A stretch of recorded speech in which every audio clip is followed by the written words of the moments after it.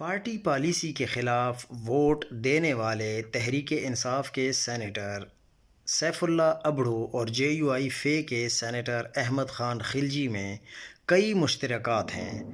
دونوں ارب پتی سیاستدان ہیں اور تعمیرات کے شعبے سے وابستہ ہیں۔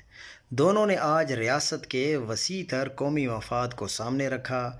دونوں نے جیسے ہی اپنی اپنی پارٹی میں شمولیت اختیار کی تو فوراً سینٹ جا پہنچے۔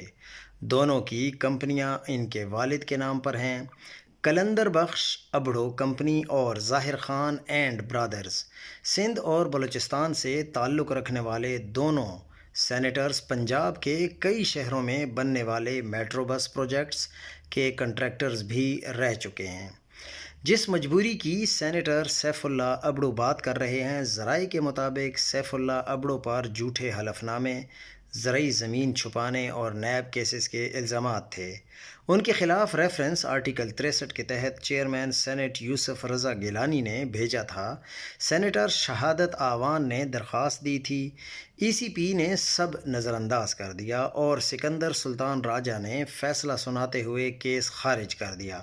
آج کے لیے ان کو بچایا گیا تھا، یہی ان کی مجبوری